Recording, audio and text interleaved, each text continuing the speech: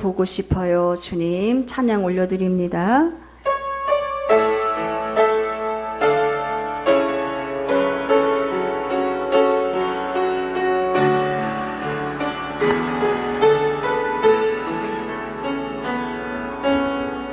똑바로 보고 싶어요. 주님 온전한 눈짓으로 똑바로 보고 싶어요. 주님 겼는지 하긴 싫어요. 하지만 내 모습은 온전치 않아. 세상이 보는 눈은 마치 날 죄인처럼 멀리하며 외면을 하네요. 주님 이 낮은 자를 통하여 어디에 쓰시려고 이렇게 초라한 모습으로 만들어 놓으셨나요? 당신께 드릴 것은 사모하는 이 마음뿐. 이 생명도 달라시면 십자가에 묻겠으니 얼마나 육신 속에 잔빛을 심게 하시고 다시 보는 세상 속에 미랄로 썩게 하소.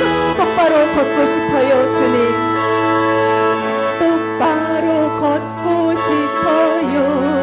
주님 온전한 몸짓으로 아멘. 똑바로 걷고 싶어요. 주님 기웃등하긴 싫어요. 하지만 내 모습은 온전치 않아. 세상이 보는 눈은 마치 날 죄인처럼 멀리하며 외면을 하네요. 아버지 주님 이 낮은 자를 통하여 어디에 쓰시려고 이렇게 초라한 모습으로 만들어 놓으셨나요? 당신께 드릴 것은 사모하는 이 마음뿐. 이 생명도 달라신 십자가를 놓겠으니 십자가에 놓겠으니 얼마나 육신 속에 잔빛을 심게 하시고 다시 보는 세상 속에 미랄로 썩게 하. 주님 이 작은 자를 통하여 주님 이 낮은 자를 통하여 어디에 쓰시려고 아버지 이렇게 초라한 모습으로 만들어 놓으셨나요? 주님께 드릴 것은 주님께 드릴 것은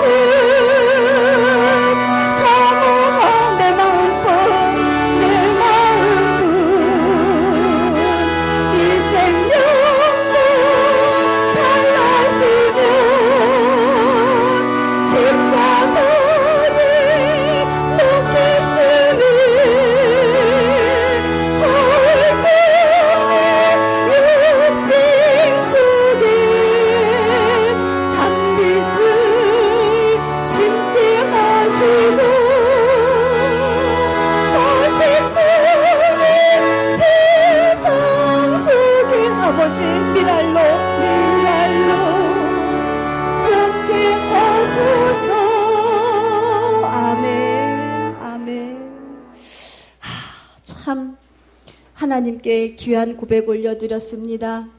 하나님, 이 낮은 자를, 이 부족한 자를 어디에 쓰시려고 만들어 놓으셨나요? 하나님을 향해서 물어봅니다. 그리고 하나님의 음성과 위로를 얻습니다. 하나님, 하나님께 드릴 것은 내 사랑하는 내 마음뿐입니다. 하나님께 드릴 것은 내가 주를 고대하고 기다리는 이 소망의 마음뿐입니다. 하나님, 이 땅 가운데에서 내가 육신대로 살다가 죽을 자가 되지 않게 하시고 영적인 저 아름다운 세계에서 내 사랑하는 주님과 만나서 그 만남을 성공하기 위하여서 오늘 나는 예배자로 하나님을 영화롭게 할 수 있는 최고의 예배를 주께 드리기를 원합니다. 이 아름다운 고백을 드리니까 마음이 어떻습니까? 하나님이 우리에게 뭐라고 말씀하시는 것 같아요? 고맙다. 고맙다. 내가 너를 창조하였고 내가 너를 불렀고 내가 너를 조성하였다. 조성이 뭡니까? 만들어 가셨다는 거예요. 이때를 위해서, 이때 예배자의 모습으로 너의 영광을 내가 받기 위하여서 내가 너를 만들었다. 주님 이렇게 말씀하시니까 우리가 이 시간에 어떠한 예배를 주님께 올려드려야 합니까? 집중하는 예배, 말씀 속에서 하나님께서 나를 향하여서 어떠한 말씀을 하셔서 내 생명 어떻게 살려주실까? 또 내 안에 있는 이 작은 죄악 주님 보게 하셔서 내 영혼이 이것 해결하고로 하나님 나라에 가는 그날까지 힘을 얻어야지, 생명을 얻어야지 라고 하는 이 사모함의 마음을 가지고 예배를 드리신다면은 우리는 오늘 예배가 성공한 거예요. 와서 마당만 밟고 가는 자가 아니라 주님과의 만남 속에서 사랑의 교제가 아름답게 다 이루어졌고 사귐이 이루어졌고 하나님께 찬양 올려드렸고 아름다운 기도 올려드렸고 생명의 말씀 받고 이렇게 해서 아름다운 만남의 예배를 오늘 꼭 성공하시기를 주님의 이름으로 축원드립니다. 오늘 본문은 말라기서입니다. 말라기 하면 여러분들은 무슨 생각을 하십니까? 대부분 말라기서 하면은 말라기서 3장 10절 말씀. 너희가 11조에 관한 말씀이죠. 너희가 11조를 온전히 드려서 하나님이 하늘의 문을 여시는가 안 여시는가, 너희의 창고가 차고 넘치는가 안 차고 넘치는가, 너희가 하나님을 시험하여 보라라고 하는 이 말씀을 다들 마음 가운데에 축복의 말씀을 탁 끌어안고 말라기 하면은 말라기 3장 10절 그것만 딱 머리에 외우고 계시는 분들이 많아요. 그런데 정작 이 말라기서는요, 굉장히 사랑하는 성도들에게 영적으로 도전을 주는 말씀이고 경각심을 주는 말씀인 것을 우리는 알 수가 있습니다. 이 말라기는 선지자예요. 이 말라기는요, 이 구약의 마지막 서신입니다. 그리고 이 말라기는 어떠한 큰 사역을 했다라고 하는 그러한 사역에 대한 기록은 남아있지 않지만은 이 말라기는요, 보니까는요, 이 말씀을 서신을 쭉 읽다 보면은요, 어떠한 일이 있냐면은 하나님과 안에서 관계, 하나님과의 안에서 참된 예배가 어떤 예배이며 정작 중요한 내 이 영혼의 사람, 우리가 삶 가운데의 육체의 사람이 중요한 것이 아니라 내 영혼의 사람이 가장 중요한데 내 이 영혼의 사람이 이것을 회복하여야만이 하나님께 복을 받을 수가 있고 이것을 회복하여야만이 하나님의 참된 제자로서 참된 삶을 살 수가 있고 이것을 회복하여야만이 너희의 예배가 하나님 기뻐하시는 참된 예배가 되어서 올라간다라고 하는 이 굉장히 우리들에게 경고적이고 우리들에게 도전을 주는 말씀을 기록한 것이 이 말라기서인 것을 우리는 보게 됩니다. 하나님이 하나님의 백성을 왜 지으셨느냐? 이사야서 43장 21절에 내가 내 백성은 하나님을 찬양하기 위해서 내가 내 백성을 지었다. 너희를 창조한 목적이 너희는 나의 기쁨이요 나를 찬양하는 자의 모습으로 너희는 잘 성장해야 할 것이고 또한 너희는 나를 예배하는 자의 모습으로 살아야 할 것을 주님께서는 우리들에게 분명히 말씀을 하고 계시는데 하나님이 이렇게 사랑하는 귀한 자녀들의 예배를 기뻐하시고 이 예배를 받으시기를 원하시는 그 하나님이 뭐라고 말씀하고 계시느냐? 나 너희 예배 받기 싫어 라고 하나님이 이 부정한 예배, 형식의 예배, 우리의 마음이 없는 예배, 회개가 없는 예배, 예배에 결국은 실패한 이 예배를 주님이 보시고 가슴 아파하시면서 나 너희 예배 받기 싫어 라고 하시는 이 경고의 말씀을 오늘 우리가 들어야 할 것입니다. 그래서 나는 과연 내 심령이, 내 영혼의 사람이 예배자의 모습을 가지고 지금 여기에 와서 앉아 있는데 하나님이 기뻐하시는 예배를 지금 잘 드리고 있는가? 예배는 만남이에요. 예배는 내가 주님께 드려야 하고 주님이 받으셔야만이 이것이 온전한 예배인 것을 우리는 알아야 되는데, 우리는 무엇이냐? 와서 앉아만 있으면은 나는 예배 드렸다라고 하는 이 착각 속에 빠질 때가 참 많이 있는 것을 우리는 보게 됩니다. 이 말라기 선지자는요, 느헤미야 선지자와 동시대의 사람이에요. 느헤미야가 누군지 다 아시잖아요. 이스라엘 민족이 바벨론 나라에서 70년 동안 포로 생활을 하다가 자신의 나라로 포로에서 귀환하고 온 다음에 이 느헤미야의 주도하에서 무엇을 쌓습니까? 성벽을 쌓잖아요. 예루살렘 성벽을 쌓고 굉장히 그 민족이 영적으로나 환경으로나 예배하는 일에 혁혁한 공을 세운 사람이 이 느헤미야인 것을 볼 수가 있습니다. 그러니까는 이 느헤미야의 시대의 영적인 상황을 보면은 이 말라기가 지금 왜 이러한 탄식의 마음을 가지고 이것을 기록하였는지 우리는 쉽게 찾아볼 수가 있습니다. 느헤미야 시대에 어떠한 일이 있었습니까? 이 느헤미야가 40년 동안에 이 느헤미야에서 같이 동시에 살고 있던 많은 그 백성들이 포로에서 돌아왔습니다. 70년 동안이라고 하는 그 포로에서 돌아와서 이들이 한 일이 무엇이냐면은 하나님이 계신 아름다운 예루살렘 안에서 이 성벽을 쌓기 시작합니다. 그리고는 그들이 하나님께서 이 백성을 70년이라고 하는 이 억압에서 이 노예 생활에서 해방하게 하시어서 우리나라로 내 고토로 돌아오게 하신 그 하나님의 은혜에 너무너무 감사해서 그들은 무엇을 하느냐? 성전을 재건합니다. 그리고 성전을 다시 짓기 시작하고 내가 이제는 이렇게 살리라 라고 하는 새로운 각오와 새로운 믿음과 그들 안에 영적인 회복이 일어나기를 시작합니다. 그리고는 어려운 가운데에서도 52일 만에 이 성벽이 재건되었습니다. 그리고는 에스라 학자의 그 하나님의 선포하시는 그 말씀을 통하여서 수문앞 광장 앞에서는 수많은 사람들이 하나님의 생명의 말씀을 들으면서 눈물을 흘리기 시작합니다. 이 눈물이 흘려지는 이 눈물이 저들의 삶을 변화시키고, 아 그래 77절에는 7월에는 하나님께서 우리들에게 나무를 떼다가 토막을 짓고 그곳에서 살기를 명하셨지. 지금까지 내가 왜 그 생명의 말씀을 듣고 내가 왜 삶으로 살지 못했을까? 라고 하면서 그들은 그 말씀을 듣고 산에 가서 나무를 해다가 초막을 짓고 거기서 7일절을 보냅니다.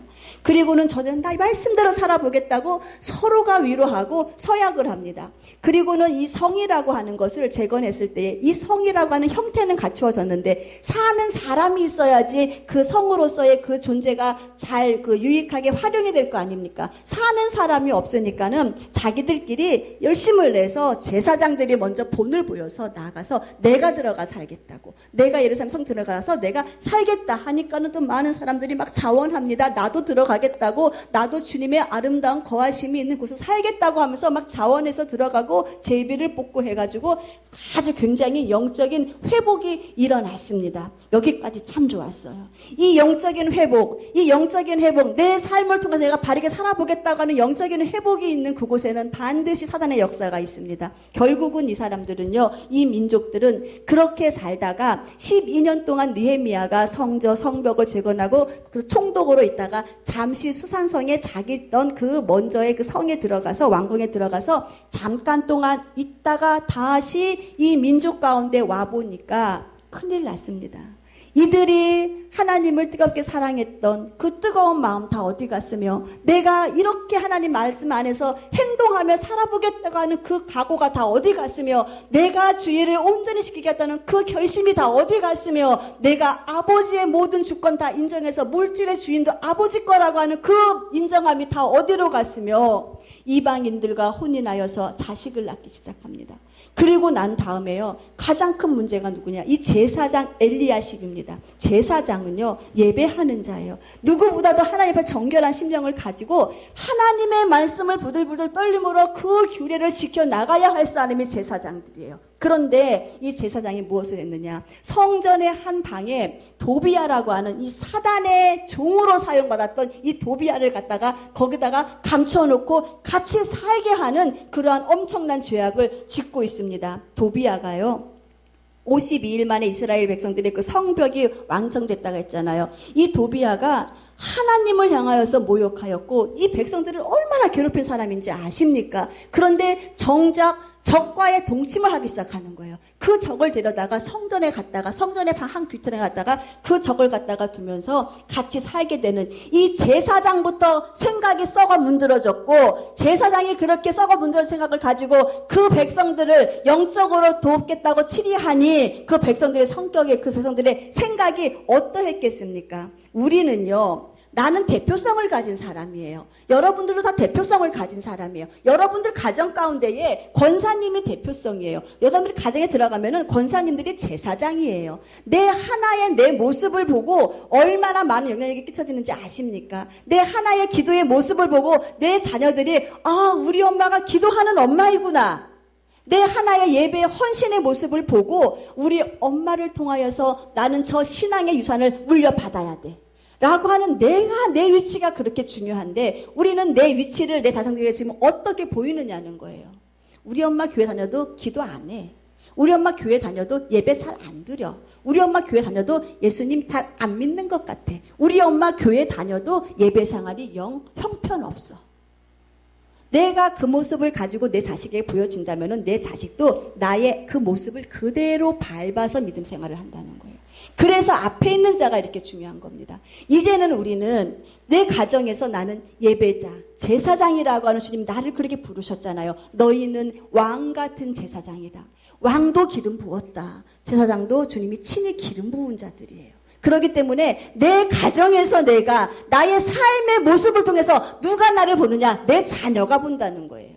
내 자녀가 보기 때문에 이제는 더 이상 내가 하나님 앞에서 부끄러운 일 하지 말아야 됩니다. 하나님 보시기에 내가 부끄러운 일을 자행하는 이 일을 지금 내가 행하고 있다면 회개하시고 하나님 내 안에서 도비아와 같은 그 추악한 죄악을 같이 공유하며 살아가고 있는 내 이 추악함을 주님 이 시간에 용서하여 주시옵시고 결단하게 하시고 빼어내게 하시어서 하나님 나는 다시는 내 안에 있는 추악함의 모습을 가지고 주를 예배하는 자가 되지 않기를 원한다고 하는 결단하시는 이 시간 되시기를 주님의 이름으로 축원드립니다. 느헤미야가 살던 시대가 그런 시대였어요. 그러니까 이 말라기도 똑같은 시대 살았다 그랬잖아요. 그러니까 똑같은 그 추악을 그대로 보고 있는 것을 우리는 보게 됩니다. 예배의 모습은 유지가 됐어요. 예배의 형식은 있었어요. 그런데 저들이 하나님을 대하는 태도가 틀렸어요. 능력의 하나님, 권능의 하나님, 살아계신 눈으로 지금 불꽃같이 우리의 심령을 감찰하시는 그 하나님을 대하는 태도가 다른 것을 이 말라기 선지자가 보게 되는 것을 우리는 보게 됩니다. 이 예배에 대한 정성이 없었어요. 예배에 대한 정성이 없고 예배에 대한 감사가 없었어요. 죄에 대한 회복이 없었어요. 회개한 그런 모습이 없었어요. 과거에 뜨거웠던 그 믿음, 그 열정을 다 잊어버리고 그리고는 첫사랑 다 까먹고 그리고 앉아서 예배 형식만을 가지고 나는 예배자라고 나는 주님 사랑하는 자라고 나는 다시 오실 주님을 소망하는 신부라고 하는 제 자신의 껍데기에서 속아가지고 예배하는 그들의 모습을 바라보게 되는 겁니다. 우리는요 무엇보다도 가장 큰 문제는 제사장에게 있었고 그 제사장의 말을 듣고 분별하지 못하고 따라갔던 그 백성들에게도 똑같은 책임이 물어져야 한다고 저는 생각을 합니다. 우리가 말씀을 가르치는 자요 예배를 인도하는 자가 생각부터 썩어버리면은요 썩은 양식을 먹이게 됩니다. 여러분들께 제가 물어보겠습니다. 우리는 지금 어딘가를 가야 돼요. 그래서 우리가 하나의 단체가 되어서 어딘가를 가는데 그 가는 목적지는 영광의 길이에요. 그런데 그 가는 과정이 힘이 들어요. 산도 넘어야 되고 계곡도 건너야 되고 외나무 다리도 건너야 되고 아주 딱 잘못하다가는 빠져 죽거나 쓰러져 죽거나 하는 아주 위험한 길을 우리는 지금 걸어가야 되기 때문에 우리가 좀 모였어요. 그런데 그곳에서 내가 너희를 인도할게 라고 하는 인도자가 나타납니다. 그런데 그 인도자가 보니까 앞을 못 보는 소경이에요. 앞을 못 보는 소경이 내가 당신들을 저 영광의 땅까지 인도하겠다고 하면서 나만 믿고 따라오라고 하면은 여러분들 든든한 마음으로 따라가시겠습니까? 못 따라가요. 내 육신의 목숨이 얼마나 중요한데 내가 당신 믿고 어떻게 따라가요? 당신 앞도 못 보는 사람, 당신 앞에 있는 한치 앞에 있는 그 돌도 못 보는 사람이 당신인데 내가 당신을 어떻게 따라갑니까? 안 따라가요. 똑같은 거 영적인 세계도요. 소경이 앞으로 이루어질 날에 대한 것도 알지 못하고 성도가 어떻게 진리 가운데 살아야 하는 것도 바로 가르치지 못하고 소경이에요. 안 보여요. 영적인 진리가 안 보여요. 하나님의 계시의 말씀이 안 보여요. 소경이에요. 눈이 멀었어요. 그런데 그 소경의 앞에 서서 나 따라오면 된다고 라고 하면서 여러분들을 인도해요. 그 소경이 사람을 인도하면서 어디로 데리고 가느냐? 저 지옥으로 끌고 가는데 평안하게 끌고 가요. 안전하게 끌고 가요. 달콤함으로 끌고 가요. 다 좋다고 따라갑니다. 따라가서 보니까 그것이 어디냐? 영광의 땅이 아니었어요. 지옥이었어요. 그러한 삶. 그러니까 이때 당시에 제사장들이 그렇게 가리키니까 성도가 그렇게 살았다는 거예요. 제사장들이 눈이 멀어버리니까 천국에 대한 영안이 닫혀버리니까는 천국을 이야기하지 않았어요. 제사장들이 깨닫지 못하니까 죄에 대해서 분별하지 못하니까는 성도들에게 죄를 얘기하지 않았어요. 예배의 바른 자세가 무엇인가를 자신들이 모르니까 어떻게 예배 드려야 하는 것을 가르치지 못했어요. 그러다 보니까는 그 민족이 그렇게 망해버리고 그렇게 하나님의 지탄거리 나 너희가 드리는 그 예배 받기 싫어. 누구니 나가서 지금 문을 잠가버려. 가시게 예배를 드리기 위해서 너희가 오는 그 꼴조차 나는 보기 싫어 라고 하시는 주님으로서의 이 책망을 듣게 되는 그 일을 앞에서 누가 자행했느냐? 제사장이 자행했습니다. 그리고 분별하지 못하는 그 성도들도 그 일을 따라가게 된 것을 우리는 보게 됩니다. 여러분들 앞에 있는 인도자가 진리의 말씀과 생명의 말씀을 먹일 때 우리는 기쁨과 감사함으로 내 영혼이 반응해야 돼요. 내 영혼이 반응하고 내가 살 길이구나. 내가 살 길이 여기 있구나라고 하면서 우리가 이 말씀 한 말씀 한 말씀을 데살로니가 교회의 성도처럼 사람의 말로 듣지 아니하고 하나님의 기름 부어 세우신 주의 종의 입술을 통하여서 내 영혼 살리게 하시기 위해서 주님이 나한테 경고하신다. 네 안에 있는 그 시기 뽑아내어라. 네 안에 있는 욕심 뽑아내어라. 네 안에 있는 원망, 불평 뽑아내어라. 네가 예수를 몰라서 지옥 가는 것이 아니라 네 안에 있는 그 죄를 회개하지 않아서 너 지옥 갈 수 있다. 라고 하는 이 생명의 말씀을 부여잡고 우리가 믿음 생활을 두렵고 떨림으로 해나간다면 우리는 믿음 안에서 실패자가 안 될 것입니다. 그러나 우리가 까딱 잘못하다가는 내 형식에 속고 내 겉껍데기에 속아서 나는 거룩한 자, 나는 와서 예배하니까, 나는 기도하는 시간에 기도 드리니까 내 안에 있는 추악한 엄청난 들보를 보지 못하고 남의 눈에 있는 그 틀을 발견해서 그 틀을 갖고 정죄하는 자, 내가 그렇게 사는데 내가 휴거자라고, 내가 예배자라고 라고 하면서 자신에게 스스로 속고 사는 어리석은 삶을 살지 말라는 거예요.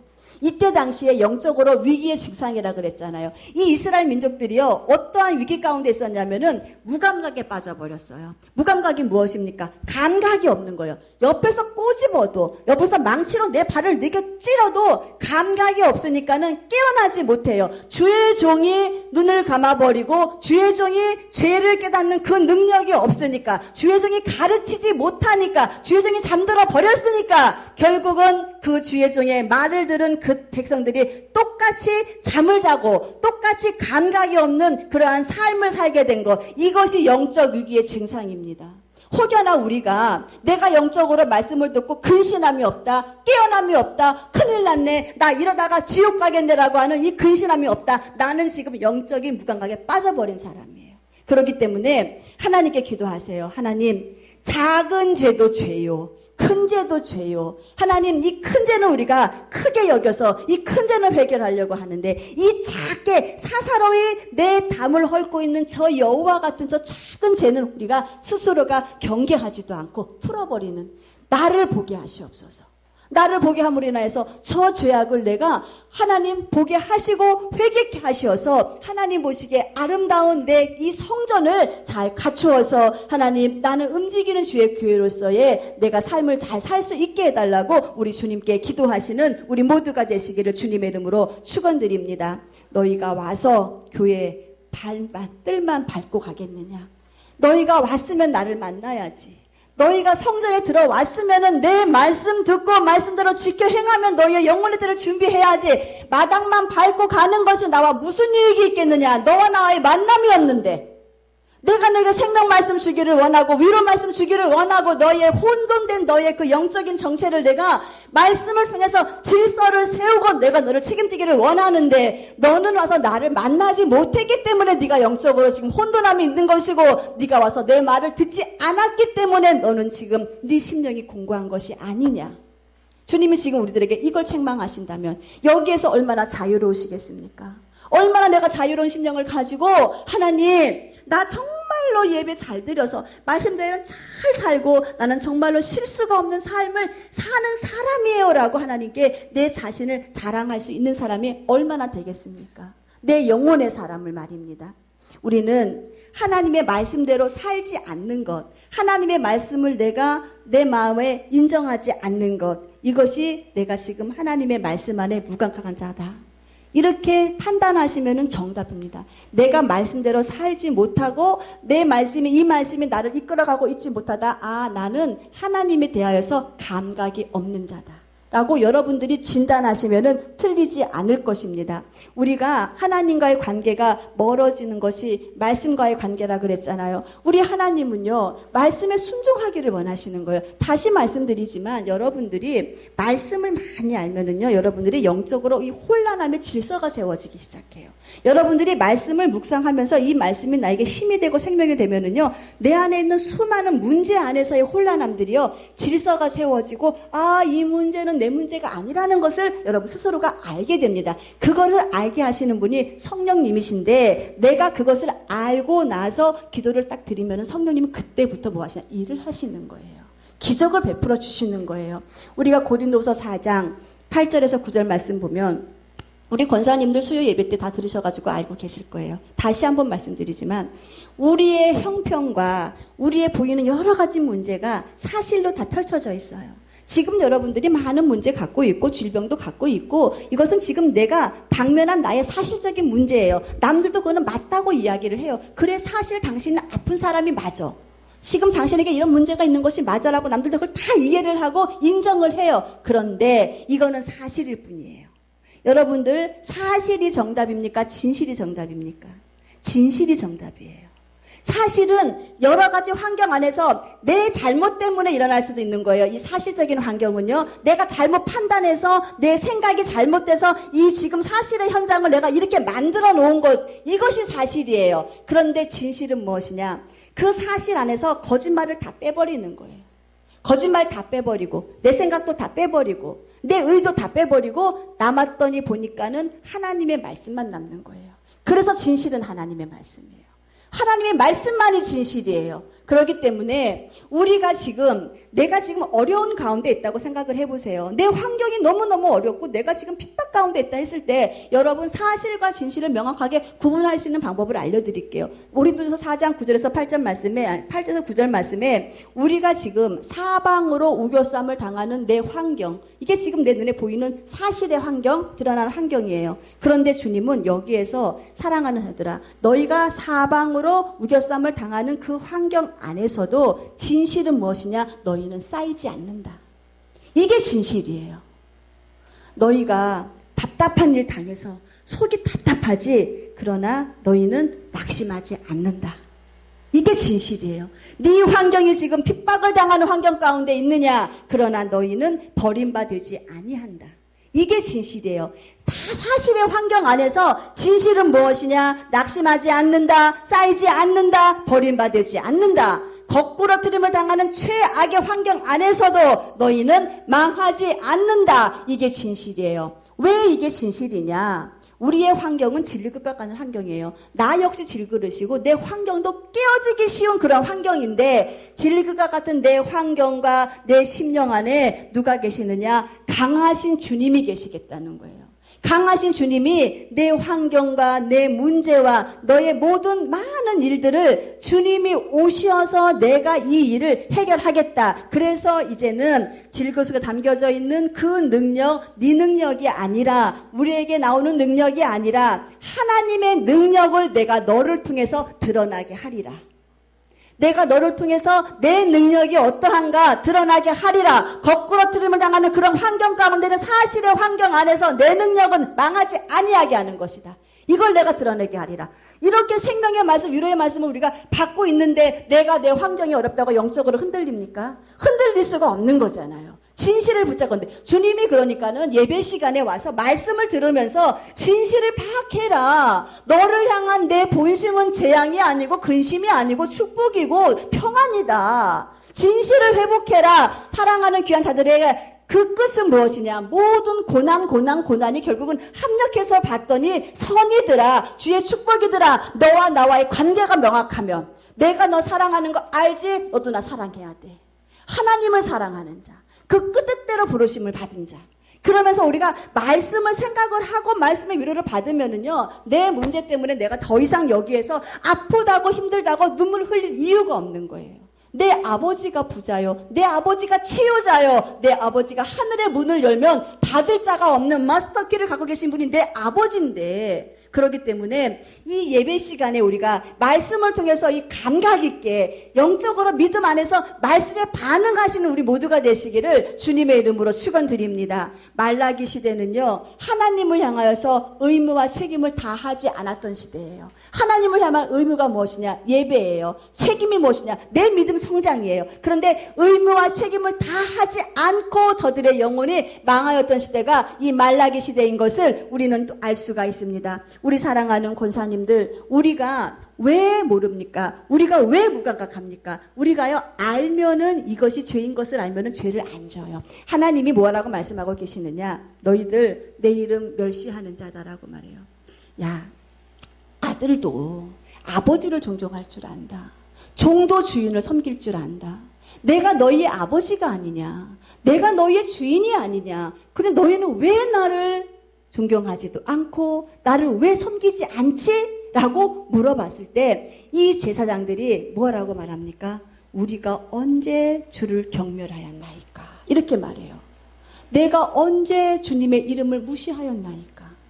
주님의 이름을 무시했다는 것을 알았다면은 무시하지 않았겠죠. 자신들이 지금 짓는 그 죄가 하나님이 싫어하는 것을 알았다면은 죄를 짓지 않았겠죠. 자기들이 달려가는 그 발걸음이 하나님이 싫어하는 길을 걸어가고 있는 것을 알았다면은 스톱하고 돌아왔겠죠. 모르니까. 감각이 없으니까. 왜 모릅니까? 안 가르쳐서 주의 종들이.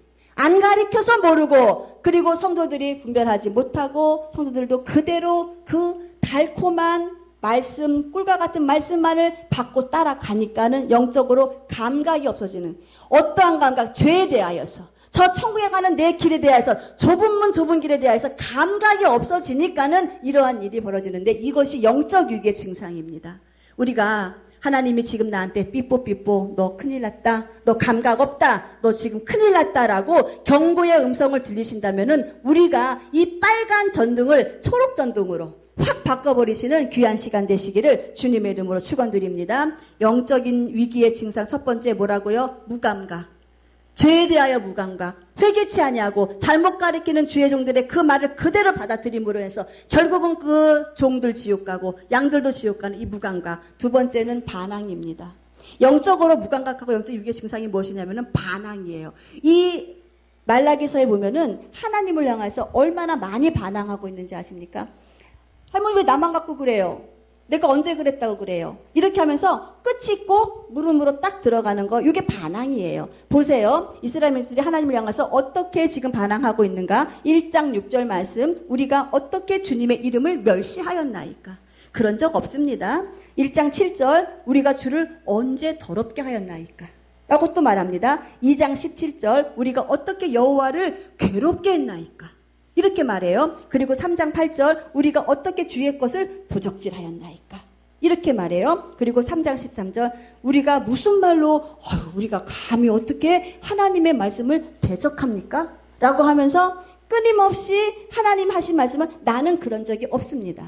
나는 안 그렇습니다. 라고 하면서 하나님이 하시는 그 경고의 말씀을 나는 그런 적이 없다고 하면서 반항으로 자기의 삶을 포장해 나가는 것을 보게 됩니다. 여러분들에게 묻습니다. 여러분들이 지금 하고 있는 말, 행동, 생각, 내 이 모든 언행 심사를 주님이 딱 보고 계실 때 너 나한테 반항하지 않는 자가 맞아 라고 칭찬받을 그러한 삶을 내가 지금 살고 있습니까? 내 말이요, 거칠어요. 내 심령이 거칠어요. 내가 남에게 아픔을 줘요. 내가 남에게 상처를 줘요. 하나님, 나는 하나님을 향하여서 반항하는 자가 아닙니다라고 말할 수 있는 사람은 하나도 없어요. 내가 그렇게 말을 하면은요, 하나님을 향해서 네 말대로 네 언행 심사를 지금 내가 보는데 너 지금 나한테 반항하고 있는 거야. 근데 우리는 문제는 뭐냐면 난 그런 적이 없다는 거예요. 나 그런 적 없습니다, 주님. 나 반항한 적 없습니다. 아까 말했듯이 영적으로 무감각하기 때문에, 또한 우리가 끊임없이 말씀에 불순종하기 때문에 이 불순종의 결국은 무엇이냐면 내가 영적으로 주님께 반항하고 있는 거예요.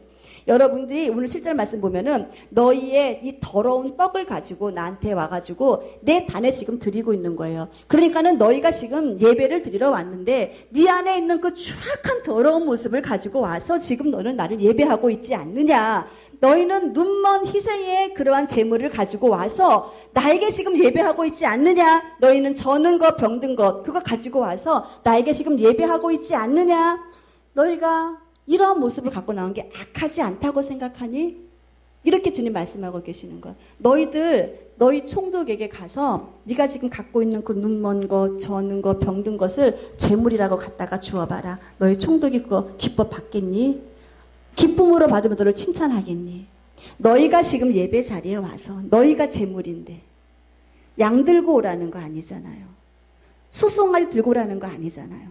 내가 재물이 돼갖고 내가 와갖고 여기에서 내가 각을 떠서 하나님께 올려드리는 내가 산 재물인데 너 지금 병들었잖아.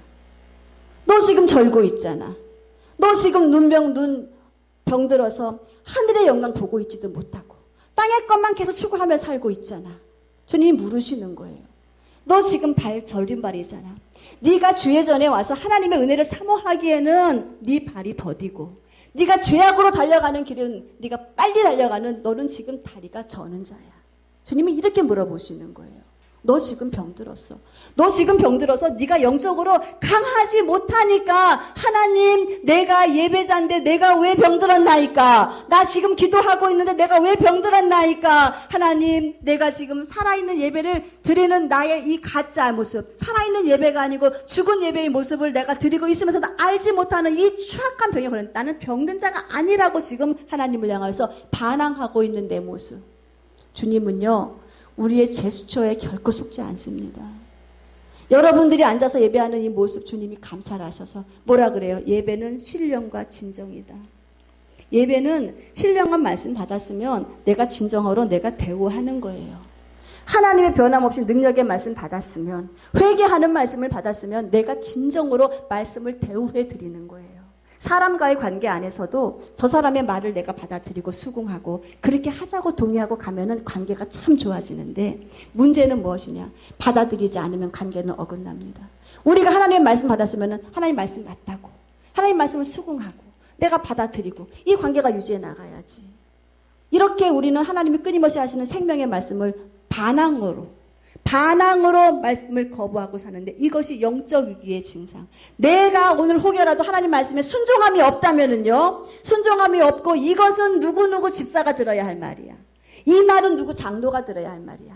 이렇게 생각하고 있다면은 나는 지금 경고받으셔야 돼요. 아, 나는 지금 영적으로 하나님을 향해서 반항하고 있구나. 내 말씀을 하나님 이 시간에 나 살리라고 하시는 말씀인데 나는 지금 내가 거부하고 있구나. 여러분들 더 이상 반항의 자리에서 일어나시기를 주님의 이름으로 축원드립니다. 세 번째는 무엇이냐? 집중력, 부주의.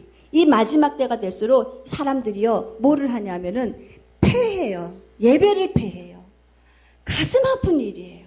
예배를 패해요. 아이들이 방학하면은 예배가 방학이 돼버려요. 아이들이 개학을 하니까는 철야 예배가 개학을 했대요. 구역 예배가 개학을 했대요. 마지막 때가 될수록 예배도 패해지죠. 하나님을 향한 집중력이 상당히 많이 떨어지고 있는 것을 우리는 보게 됩니다. 영적인 부주의예요. 주의 깊게 뭔가를 보려고 하는 내 눈이 가려져 버리는 것을 우리는 보게 됩니다. 하나님이 레위기서 22장 19절 말씀에 무엇이라? 너희들 준비 있는 예배 드려라. 준비 있는 예배 드려라.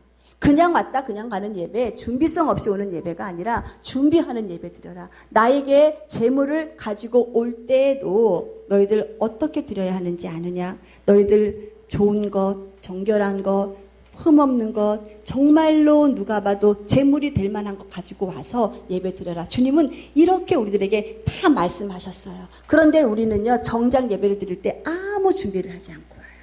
집중력이 없어요. 아무런 대책도 없이 사모함도 없이 와서 준비성 없는 예배를 드릴 때가 너무너무 많이 있어요. 이거 한번 생각해 봐야 될 문제입니다. 나는 얼마나 예배를 위해서 준비하고 이 예배를 위해서 내가 얼마나 하나님께 정결한 심령으로 나가기 위해서 싸웠는가. 내가 얼마나 하나님 앞에 이 예배를 올려드리기 위해서 내 자신과의 싸움과 여러 가지 이 마음 흔들리지 않게 해서 내가 얼마나 싸우고 있는가. 준비된 마음을 가지고 와서 예배를 드려도 부족할 판에 손에 고춧가루 묻히고 발에 양념장 떨궈뜨리고 이렇게 와가지고 하는 이 예배, 여러분들 대통령 만나러 갈 때 손에다가 고춧가루 묻히고 하시겠습니까? 아니잖아요. 만왕의 왕이신 그분을 내가 지금 만나러 오는데 다시 한번 우리가 예배자의 내 모습을 정결하게 점검하시기를 주님의 이름으로 축원드립니다. 하나님은 얼마나 속이 상하셨는지 너희가 드리는 그 예배, 나 차라리 너희 예배 안 드렸으면 좋겠다. 가식의 예배, 집중력이 없는 그 예배, 나를 사랑하지도 않는 그 예배, 나 누가 가서 좀 성전문 좀 닫아다고, 못 들어오게 닫아다고 가식적인 마음을 가지고 성도가 예배하러 오는 것 주님이 너무너무 가슴이 아프니까 가서 문 좀 닫아다오. 나는 그 가식의 예배 받고 싶지 않다. 주님이 이렇게 말씀하고 계시는 것이 오늘 본문 10절 말씀입니다. 그렇기 때문에 우리가 결코 이 생명의 말씀 붙잡고 내가 살 수 있는 것은 하나님, 나는 예배자로서의 내 삶을 주님이 원하시는 그 아름다운 삶의 모습을 갖고 살아야 되는데 우리 주님이 나에게 지금 물질을 원하시는 거 아니잖아요. 여러분들에게 지금 수천만 원 가져서 예배드리라고 하시는 거 아니시잖아요. 미가야서 말씀에 분명히 주님 말씀하고 계시잖아요. 내가 너희를 위해서 수천 마리 양을 갖고 오라 하느냐, 저 강물이 차고 넘칠 수 있는 그 기름을 갖다가 거기를 채우라고 하느냐. 나 그렇지 않는다. 이 사람들아, 내 사랑하는 자녀들아, 이 사람아, 내가 착한 의 말을 너에게 이미 말하지 아니하였느냐? 너희의 삶의 아름다운 예배의 모습을 말하지 아니하였느냐? 네가 내 말을 듣고 그 말을 행하는 것이 예배요. 나를 사랑한 것이 예배요. 교만이 행하지 아니하고 겸손하게 나와 동행하는 것이 예배인 것을 내가 말하지 아니하였느냐? 주님 우리들에게 이걸 지금 물어보신답니다. 그렇기 때문에 많은 헌금을 갖고 와서 아버지께 예배하는 자가 성공한 예배자다. 감사하는 내 마음의 표현이고 11조는 내가 주님께 주님이 주시는 물질에 대한 그 모든 물질을 주관하시는 분이 주님이시라고 하는 그걸 인정하는 나의 삶의 인정이에요. 그렇기 때문에 우리는 내가 내 범사의 삶 속에서 내 삶의 예배가 되시기를 주님의 이름으로 축원드립니다. 말라기 시대 제사 하나님이 안 기뻐하셨어요. 그러면서 엄중하게 주의 종을 꽂으셨어요. 무슨 말이냐? 조금 시간이 지나도 우리는 이 말씀을 들어야 돼요. 이 제사 사람들이 예배를 드리러 와요. 제사장한테 와요. 그러면 제사장이 그 예배가 흠이 있는 거, 그 제물이 눈멀었고 저른발이고 흠 있는 것을 제사장들이 알아요. 아는데 제사장들이 뭐라고 얘기하느냐? 괜찮다는 거예요. 괜찮습니다. 사랑의 하나님은 다 용납하십니다. 사랑의 하나님은 다 용납하시고 다 받으셔서 하나님은 당신들을 축복하실 겁니다. 이렇게 말을 하는 거예요. 여러분들이 재물이 돼갖고 지금 와갖고 예배를 드리는데 여러분 당신들이 밤새 고생하고 힘들어서 예배 준비도 못하고 그냥 죄악에 가득한 모습 가지고 와서 이 자리에 앉아 있는 것만 해도 여러분 감사합니다. 다 천국 갑니다. 이렇게 말을 하는 거예요. 네 안에 있는 이 심령을 주님은 보시면서 너 눈 멀었잖아. 이거 해결해. 너 병들었잖아. 너 영적으로 병들었잖아. 이거 해결해. 주님은 이걸 원하시는데 주의 종이 다 괜찮습니다. 그래서 경고적으로 주님이 뭐라고 말씀하고 계시느냐. 여호와의 이름을 경멸하는 너 제사장들아. 내가 언제 무조건 와가지고 앉아서 형식의 모습만을 갖고 있으면 천당 간다고 내가 언제 말하였느냐. 너 왜 내 이름을 경멸하니? 너의 그 잘못된 가르침 때문에 내가 정작 내 성도들 축복하고 싶어도 내가 정작 내 성도들의 기도를 듣고 싶어도 너의 잘못된 가르침에 속아서 성도가 준비하지 못하니까 저들이 축복을 받지 못하는 것이다. 저들의 영혼이 저렇게 망해가고 내가 저들을 축복할 수 있겠느냐. 저들의 영혼이 저렇게 죄악으로 달려가고 있으면서도 그걸 달려가는 이걸 알지 못하고는 내가 저들을 어떻게 축복하겠느냐. 축복하다가는 절망이요 지옥인데 나는 그렇게 할 수 없어서 너 때문에 내 형제들 네 양들 내가 축복하지 못한다. 하나님의 말씀이 진리인 것이 영혼만 잘 돼봐. 영혼만 잘 돼봐. 하나님 관계 안에서 사랑의 관계 안에서 네가 영혼만 잘 돼봐. 네 범사를 내가 축복하지 하나 안 하나 한번 봐. 범사의 모든 삶, 네 환경을 축복하나 안 하나 내가 봐. 너 영혼만 잘 돼봐. 네 건강을 내가 책임지나 안 지나 한번 나를 바라봐. 주님이 이렇게 말씀하고 계시는데 여러분 괜찮습니다. 영혼은 죽어도 괜찮아요. 범사만 잘 되면 돼요. 복만 받으면 돼요. 이렇게 잘못 가르치니까 저는 여러분에게 잘못 가르치는 사건 목자는 되고 싶지 않습니다. 그래서 말씀드립니다. 영혼의 때 준비 잘하세요. 예배 성공해야 되는데 이 예배 성공에서 만남이 있어야 돼요. 사귐이 있어야 돼요. 하나님을 만나서 하나님을 사랑해서 이 사귐이 있어야 하나님과 영혼에서는 저 속에 들어갈 수 있지. 예배에서 마당만 밟고 가고 예배에서 관계가 회복되지 못하면은 다시 말씀드리지만 하나님은 거부하셔요. 예배 안 받으셔요. 안 받으시고 나와 너와 예배는 상관없다. 너는 예배자가 아니다. 너는 내 피로 구속받은 자가 아니다. 네 안에는 내 사랑이 없다. 너는 천국과 아무 상관이 없는 자다. 주님이 명확하게 우리들에게 말씀하실 때 우리는 바짝 무릎 꿇고 이제는 내가 예배자로 성공하셔서 우리 천국에서 주님 만납시다.